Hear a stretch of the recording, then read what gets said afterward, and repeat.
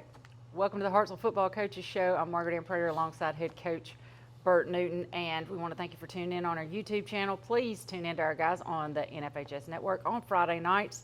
And, Coach, we've got to thank our sponsors. First, we've got Agency on Maine, of course, our title sponsor, Eddie Pruitt Ford, Express Bath, Marmac Commercial Real Estate, Peck Funeral Home, Coleman Regional Hospital, and Life Church. And, Coach, I don't want to call it a struggle win, but it was different. You're facing a 3-7 team. Your kids are smart. Did you know who was going to show up Friday night? We talking about us or Mortimer Jordan? I've seen a different version of our team. Yeah, before. we had a lot of things going into that. We made some mistakes in the red zone. Obviously, I think it was 3 times. We were inside the red zone and came away with 0 points. We had some penalties. Had touchdowns called back.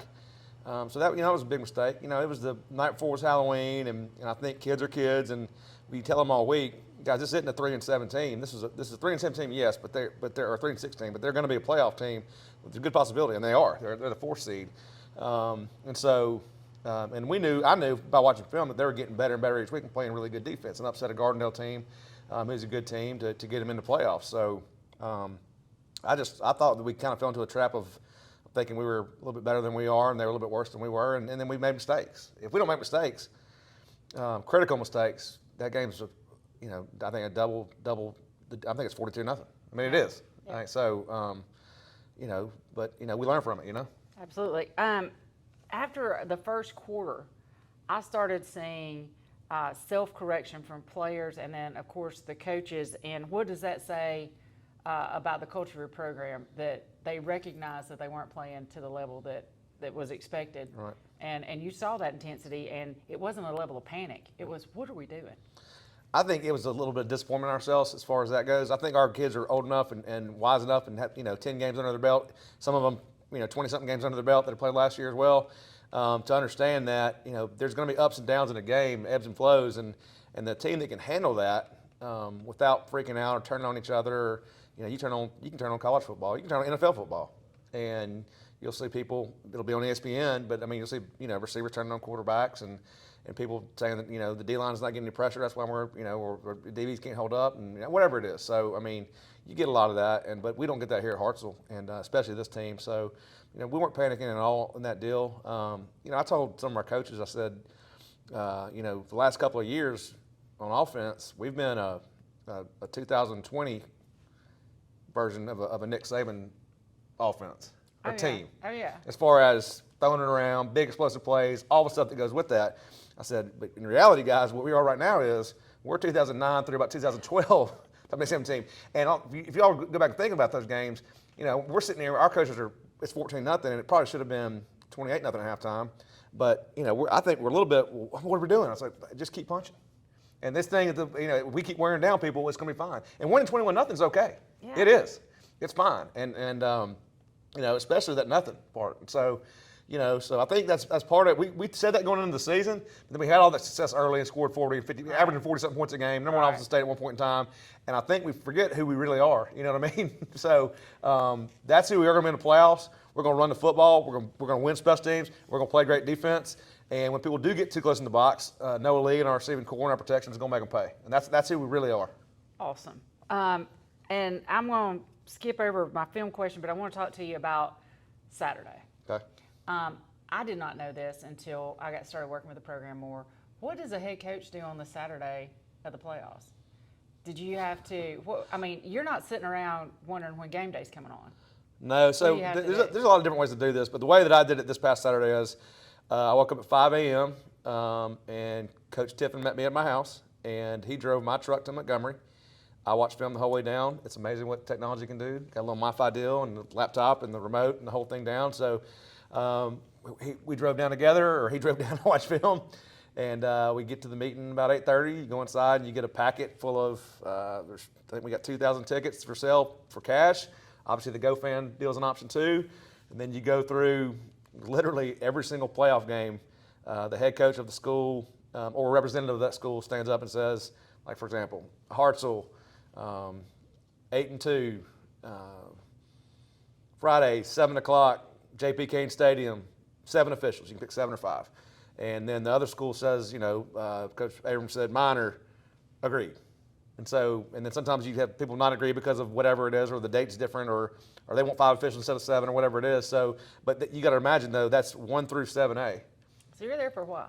You're there for a while. And there's also the meeting beforehand where they tell you the rules and everything and all that kind of stuff. So it's a deal. And then you drive 2.5 hours back if you're going to Hartselle.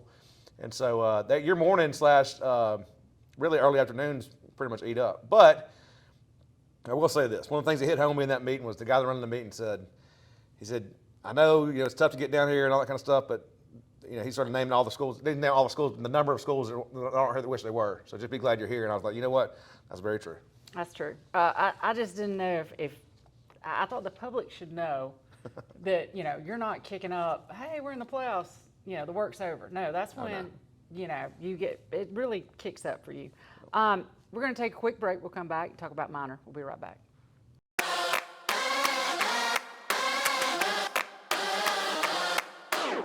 Come see us at Eddie Pruitt Ford. We're a proud supporter of Hartselle Athletics.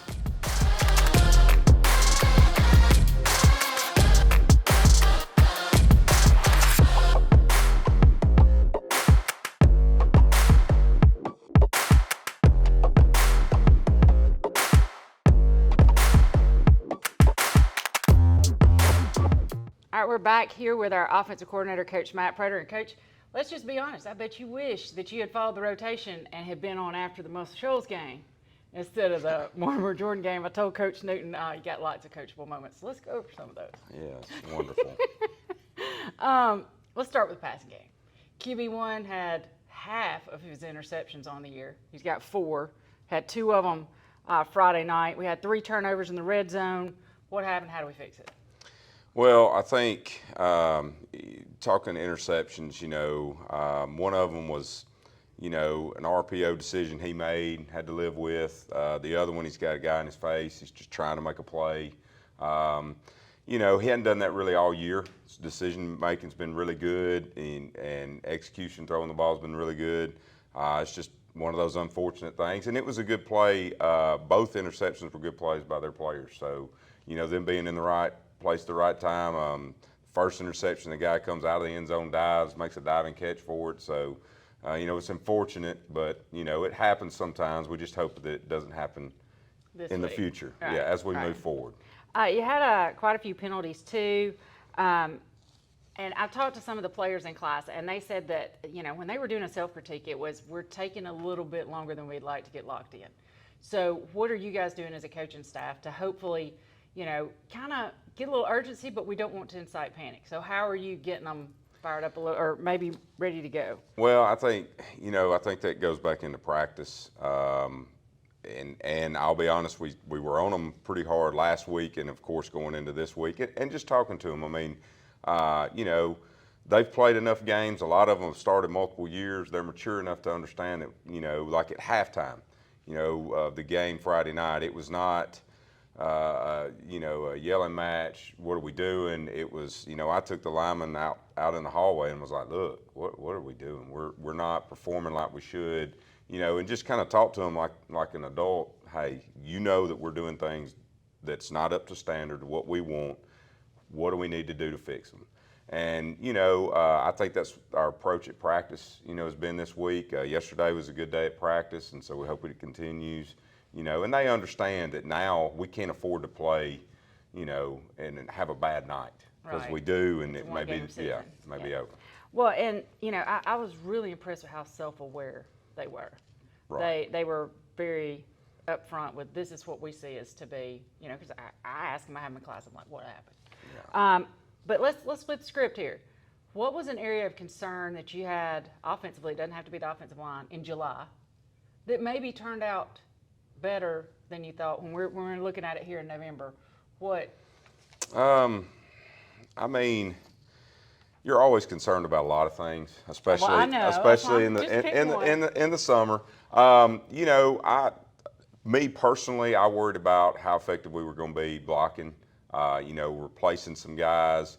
Obviously replacing Rye Fletcher, who was all-state guy, signed a Division I scholarship. Felt like we had very capable backs, and obviously they've proven that. But those are questions that, as you go into the season, you don't know. Right. And a lot of that goes, is a testament to the guys. I mean, they're working themselves to be ready for that role, and they've stepped up and been ready for it. Awesome. And then our question when I interviewed you and the offensive lineman about Jaden Shekel didn't make the broadcast. We ran a little long because we like to talk a little bit. So I wanna hit on him because he was a captain. How important was that for your guys to see him out there and for the coaching staff? I mean, just for the team to see he was walking. And he had a pretty bad knee injury. He did.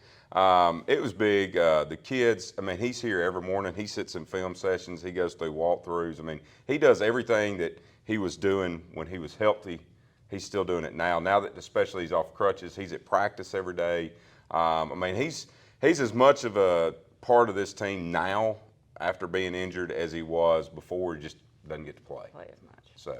Well, that's great. You're off the hook. We're done. We'll be right back.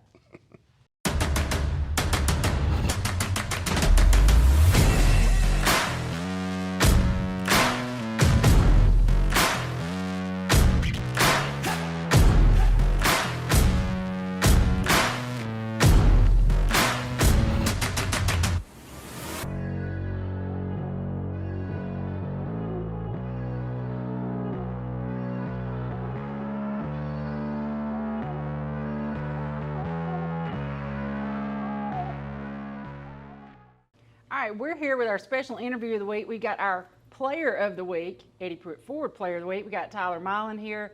We have Eli King. And then the guy that runs the show for the defensive line, we've got Coach Jerry Fulks. And they're on the hot seat this week, so we're going to ask them a few questions.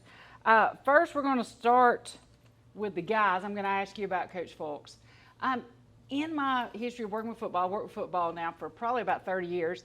And in that history, I've noticed the defensive line coaches are usually these really intense kind of guys, kind of in your face kind of people. Some of those people that you wonder if they need to be medicated or not. And then I look at Coach Fulks. Coach Fulks is one of the nicest people I think I've ever met in my life. Does he do like a personality swap in the locker room? How does he change for practice? Or is he the same, really nice, friendly guy?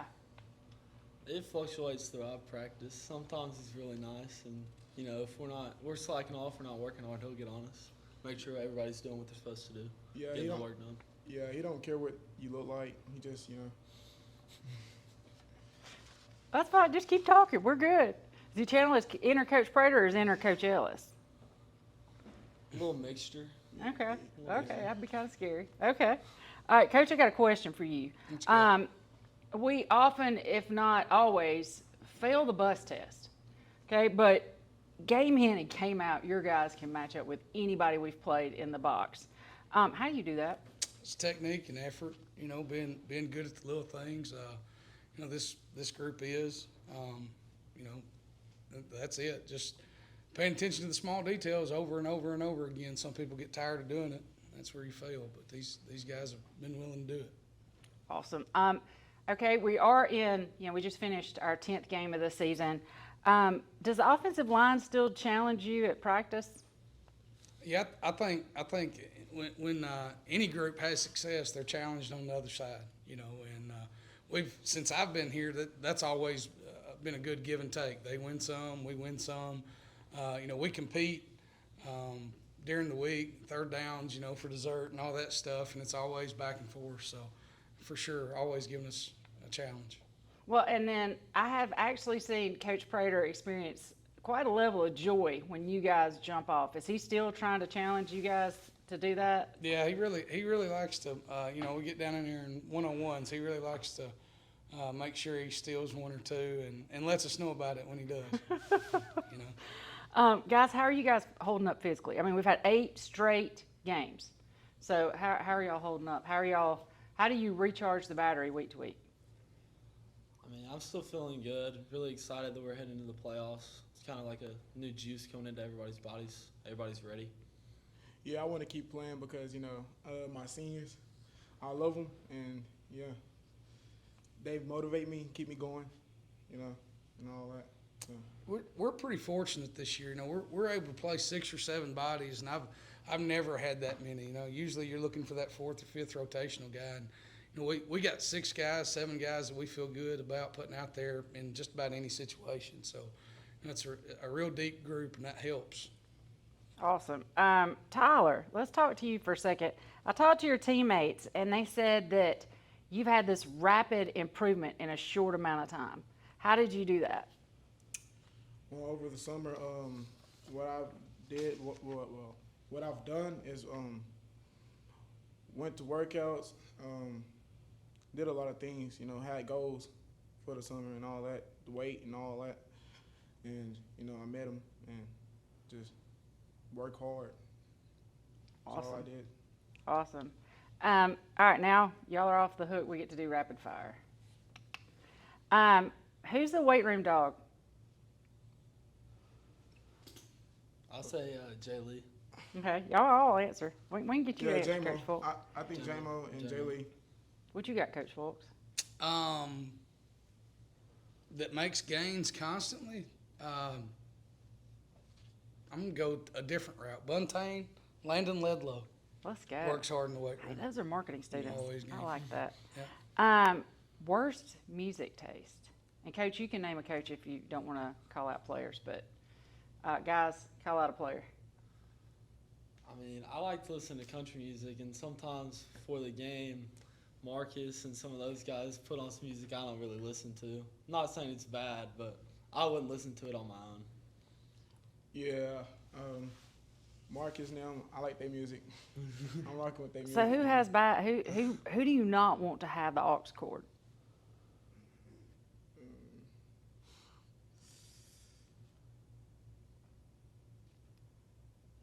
I would say, that's hard.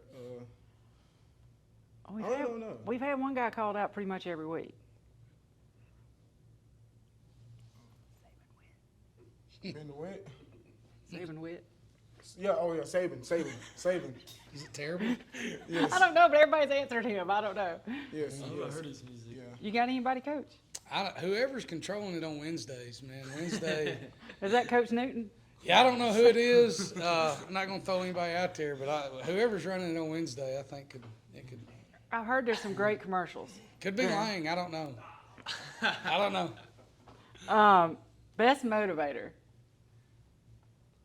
I would say probably Nolan Carroll or like Harrison, some of the guys on the O-line, just because in practice we're going back and forth and really trying to push each other to be the best we can be. Yeah, me and J-Dog, we compete. I'll say J-Dog. We compete every time. All right, what's J-Dog's name? Jalen Grissom. Yep. There we go. We want to shout out. Grandma may not call him J-Dog. All right, who you got, Coach? Motivator, positive or negative? Does it Well, let's matter? go positive. We're trying to be the power of positivity today.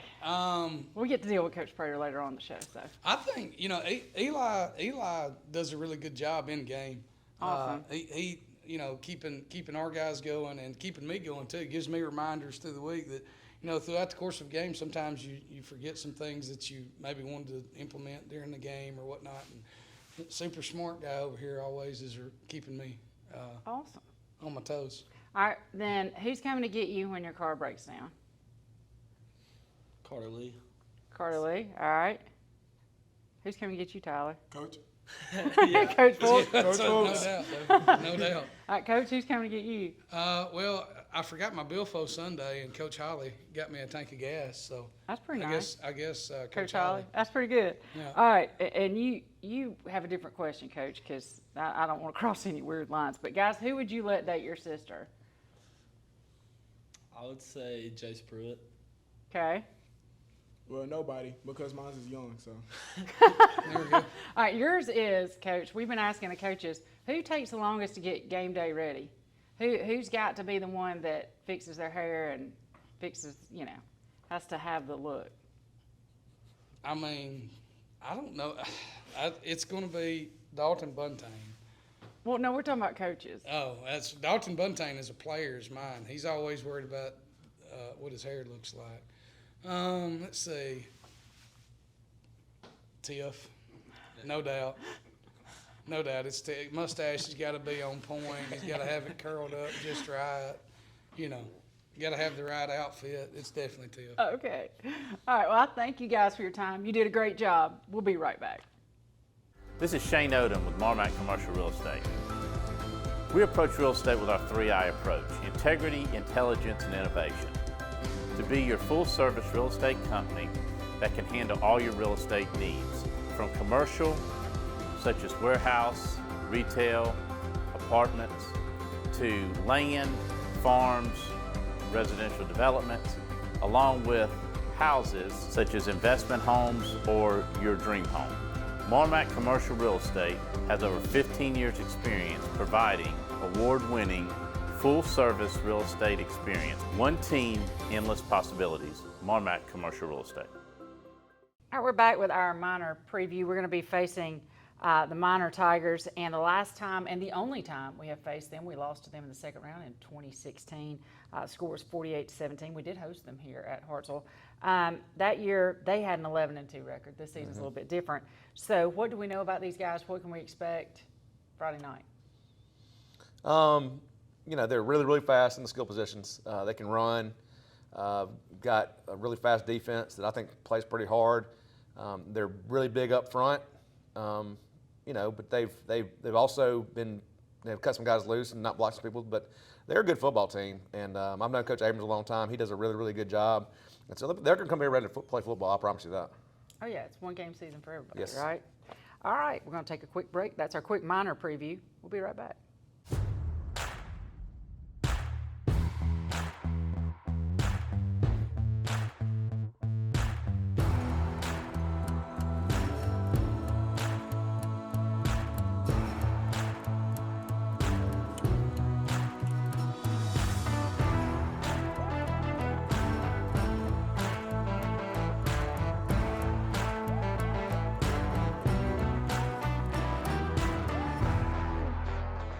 All right, we're back. Coach Newton, you're on the hot seat for defense this week. I gave Coach Cole the week off. You got another shutout, which is good. But we were I put in my notes, flatter than a pancake in the beginning. What can we do this week to amp it up a little bit? I think we need to start fast. You know, I don't know the best way to do that. You know, I think executing is the number one thing. Is if we execute, we'll be fine. But you know, there's no magic formula to it. I think we go about our business the same way. We have great walkthroughs during the week, and you know, and great job of giving each other a good look. And so we're expecting any kind of wrinkles or anything like that, and then make sure we execute that opening drive and start great. And you know, I think we'll have a chance to really jump on them and score some points early. Jamison Falciani, let's talk about him really quick. He crossed the 100 tackle mark. Okay. What can you expect from him and the rest of your linebacker corps coming up? I think they've been great. They've been playing lights out. Austin Payne is back. I'm not sure. You know, he's been out for the last 2 weeks, but he's practiced yesterday and looked really, really good. So, you know, we're adding a little bit of depth there that we hadn't had the last 2 weeks, and a little bit of speed there that we hadn't had the last 2 weeks. But you know, James, talking about that 100 tackles, it's tough to average in high school football 10 tackles a game for a bunch of different reasons. But if you look at probably 4 of our games right there at the beginning, he didn't play but a half. Right. So really, he did it in about eight games. If you take away those 4, you know, those 8 quarters. So really impressed with what he's done with that. Just been locked in all season, flying around the football, and then when he does get there, 9 times out of 10 he hits someone pretty hard. So, and those we call them body blows, been paying off week by week by week, as running backs at the end don't want to run against us. And similarity on our side, with Jaden and Jaheim getting downhill hitting people, they don't want to tackle them at the end. Right. So that's kind of been an advantage of ours. But those kind of things those advantages will get smaller and smaller and smaller as the playoffs go on, because they've got those same kind of linebackers and same kind of running backs too. So now it's, you know, who can stand that, you know, that immovable force, mobile object type of deal. So but Jamison's been great. Let's talk about our player of the game. You got Tyler Milan. First, I want you to talk about his performance in the game, and then I want you to follow up with where he was in July when we had media day, and just kind of track. Well, let's talk about Tyler. All right, so really our defensive line was the player of the game, but Tyler was our chosen representative because he made the biggest play of the night. Awesome. And made the biggest game, and then Eli was on the show too, right? He was. So Eli was on there because he had his best game of the night and had a big sack, and so it was nice to see some junior defensive linemen get some pub right there, and that's good. But Tyler is a sweetheart of a kid, is a staff favorite. Everybody loves him. But he, you know, starting in August when we took that was July. We took the media day pictures. We did. You know, we told them, we said, look, everybody's not getting these pictures. It's guys that are, you know, starters and guys that rotate in and specialists and, you know, guys that are going to be featured as our, you know, players of the week and captains and et cetera, or have a possibility of it. And so at the time, he wasn't on that list. And So to his credit, just kept working and working and working and working and getting better and playing JV games and then getting a little bit of reps on there on Friday nights, and then just got more and more and more. And now he's starting and rolling in. He's part of the crew kind of deal. And then had the big play the other night with the pick six, which made everybody happy. Because if you knew when he came into our program, he had never played football. He had never lifted weights, and this was in 9th grade. And I can take it back. The second semester of his 8th grade year, they got him in the weights class down there, but he really had never done anything like that. And so it was a long trip, and he's still got a long way to go. He can get better. I mean, by next year he could be even better. But just so proud of him and the way he's fought and how Coach Folks has believed in him and taken care of him. Make sure he's here and gotten him here and all the things that go with it. Just really, really, really good. When a guy that does everything right, in spite of being in a situation where sometimes you might not want to do everything right, and it succeeds, it makes you really feel good about a kid. Well, and shows that perseverance, right? Yes, sir. Keep on keeping on. I had Coach Folks on the show today with Eli and Tyler. But let's talk about your defensive line as a group, because we really didn't hit on that in the last question. Okay. How have they performed? How have they held up? Because I talked to him. They're failing the bus test everywhere we go, but yet they're still they're hanging with whoever we play. I think that number one, they play really, really hard, and then they play with great technique. And both those are a testament to Coach Folks and how he coaches them, and then the kids too. They're playing great. Higher energy. All those guys got a big motor. They're all running the football. Porter Simmons and T.J. Sanders are extremely explosive, and if you single block them in a pass situation, they're probably going to hit your quarterback. And then the other ones are gritty, and then Auburn Herring's just kind of he's been hurt a little bit, but he's back well again, and he's a good pass rusher as well. And then your inside guys, Buntain and Eli and Tyler, and Eli can do both, but I mean they've been holding up well and playing hard and making things happen. So it's a good thing when they can play well. I know the other night we had a bunch of 3-man pressures, which means we're dropping 8 guys and just rushing 3 defensive linemen, and we got home at least 5 or 6 times with 3 on 5 basically, if you count, and sometimes 3 on 6 if the running back stays in. So when you can do that and play max coverage, it's going to be very, very difficult on quarterbacks. That's awesome. All right, we thank you for your time. We'll be right back. Thank you. When it comes to college sports, whether it's football, basketball, baseball, or softball, Hartselle is pretty much a town divided. But when it comes to our hometown athletes, we are all Team Tiger, and at Agency on Maine, we want to be your hometown real estate team. Whether you're buying or selling, residential, commercial, land, or auction properties, trust the professionals at Agency on Maine for all your real estate needs. Go Tigers!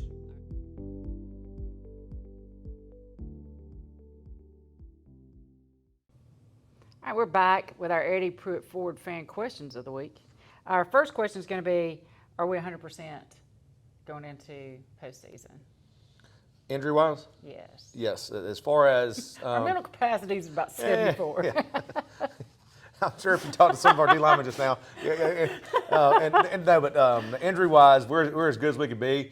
We got some guys sick. We got a bunch of guys with fevers and stuff like that, and so I don't know if it's something going around, but that'll be fine. Still practicing, just kind of watching them and that kind of thing. But injury-wise, we're good. Awesome. And then, I want to ask this question: how do you keep the focus? Because your kids, we talked about the intellectual level of your players. They know that Minor is a 5-5 team, but that down the road you have an upcoming possible opponent. How do you keep them focused, knowing that it's a 1-game season? How do you keep them locked in? I think that they're hopefully old enough and mature enough to know that this is a 1-game season, and if you don't show up anytime in the playoffs, you can lose, and you see it every year. You see it every single year.